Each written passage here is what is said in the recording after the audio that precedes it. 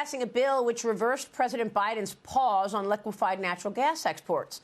The Unlocking Domestic LNG Potential Act also strips the Energy Department's power to permit natural gas export projects. Speaker Mike Johnson putting out this statement after the bill passed last night.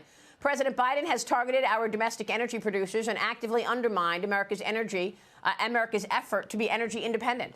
The bill passing in a 224 to 200 votes, 9 Democrats joined 215 Republicans voting in favor of this bill.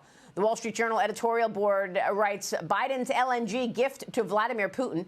In it, they call out the Democrats who claim to support Ukraine but, quote, voted in favor of abetting Mr. Putin's energy coercion. Joining me right now is Texas Congressman Randy Weber. He's a member of the House Energy and Commerce Committee and a member of the House Freedom Caucus. Congressman, good to see you. You're not only looking at this as a member of Congress in terms of the bill, but you're also looking at this from the standpoint of Texas. Tell us about it. Well, thank you, Maria, for having us. Good morning. And look, it's unbelievable what this president has done. And you said it, 9 Democrats voted with us. They know what's at stake here. If you think about it, last year, President Biden told the European countries they needed to get off of Russian LNG, and we would supply their LNG, America would. But guess what? It's a campaign year now. And so all of a sudden, he's taken this tack to appease his radical climate base. For us in Texas, we've got actually 4 LNG plants. 2 of them are producing Freeport LNG, and we've got Golden Pass, and the Cheniere Energy is actually over in Louisiana, too. It's going to hurt the Gulf Coast of Texas. Jobs for people, energy independence. It seems like this president is intent on killing our energy industry. Where is this going to go next? I mean, is this going to die in the Senate? Well, probably Chuck Schumer and company are going to do everything they can to appease the president because they don't want him to look, as Robert Hur, and y'all very adequately pointed out earlier, what Robert Hur said. Basically, he's a doddering older gentleman, I'll use those words, who can't remember things and should not be in front of a jury.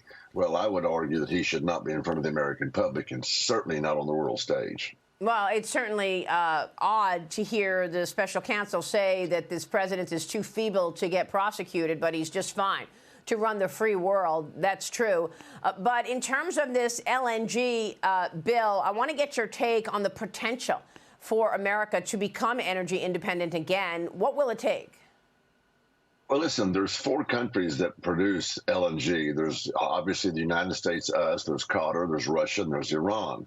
We ought to be producing energy so that we can help not only our industry here, our energy people here, and folks here that depend on jobs, those companies, the investors who want to get involved, but there's so much uncertainty with this president.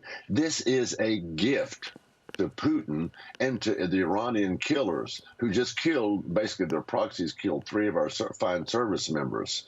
I cannot believe that this president is going to stay this course and that Americans aren't paying attention. Well, I mean, how does he justify that then? Well, it's all in the name of climate change. You've seen that, and I would argue that what needs changing is the political climate here. He needs to be out of office. We need a president who projects power and strength and confidence for our allies, not just economically, of course, but militarily as well. Yeah. When America is strong, the world is safer. Cheryl Casoni, jump in here. Well, really quick, sir, on this issue of the LNG, I mean, there's actually a lawsuit now from the American Petroleum Institute who, believe it or not, and you probably know this, have teamed up with environmentalists because of this executive order regarding the Gulf of Mexico. And I ask this for you as a Texas, congressman, but also this affects Louisiana as well. I mean, is that something where, maybe the lobbyists in Washington have a point, and that maybe this is the way to stop the president from, hog-tying our energy exports, in particular LNG, that is going to Europe, because as the journal's pointing out, that's hurting our European allies, but it's also hurting European countries. It's also hurting jobs in Texas and in Louisiana. Well, absolutely, Cheryl, you're right on track here, and you make a good point when the lobby points that out. When you've got the environmentalists and the energy industry teaming up, something is wrong with this picture, what the president is trying to project. I can't believe that he's going to stay this course. It will hurt my district, 14, Gulf Coast of Texas, 7 ports, more than the member of Congress. We have a lot of energy coming from the Gulf Coast of Texas, and we ought to be energy independent and energy dominant. And this president is intent on killing our energy industry. You made a good point.